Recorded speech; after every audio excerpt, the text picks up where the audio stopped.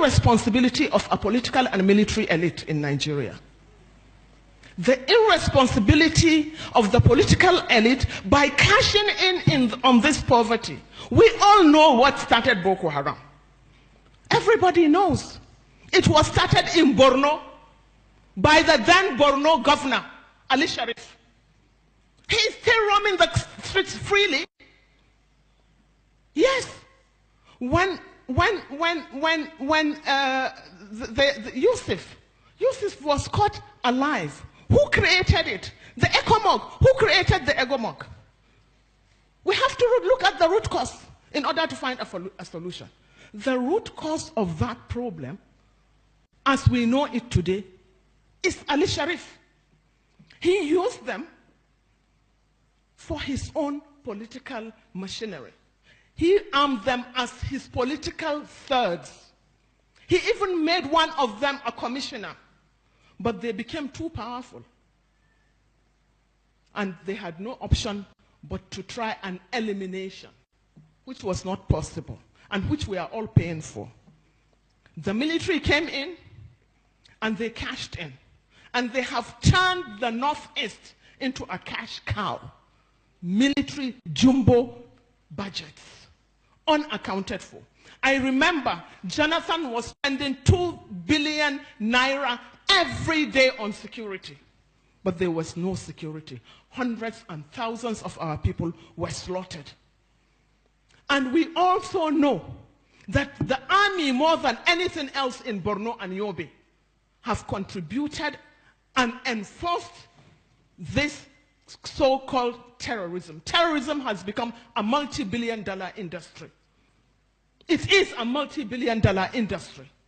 It is not only national, but it is international. But let us talk of Nigeria, because that is what concerns me. We know, I have been part of a committee that investigated the atrocities of the Boko Haram. And that committee indicted the military more than anything else. There is no house in Borno that the military has not either killed or raped or plundered. There is no house in Borno. There has been committee after committee set up by the government.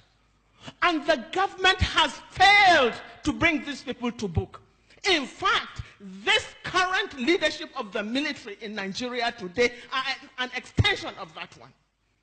And this government has failed to even acknowledge the reports of those investigations. We all know today that in this government, papers have been given, investigations have been made into the atrocities and the corruption in the military. We all know today that the Air Force, the papers or the investigation of the Air Force has been made public. That of the Navy has been made public. But that of the army has been swept under the carpet by this government, because they are not only sustaining it, they are not only retaining those culprits, but they are still serving in various capacities in this government, as a government that is supposed to be fighting corruption more than any other place, or more than any other thing. Now, with this, we should also look at the irresponsibility of the political elite. The political elite in this country have done nothing but to cash in on this poverty, on this ill education of the mass majority of Nigerians. They use them, they have used you and turned your psyche into slaves, slaves of religious and ethnic manipulations. No one has ever seen the son of a governor even going out to campaign. No one has ever seen the son or the daughter of the president going out to campaign.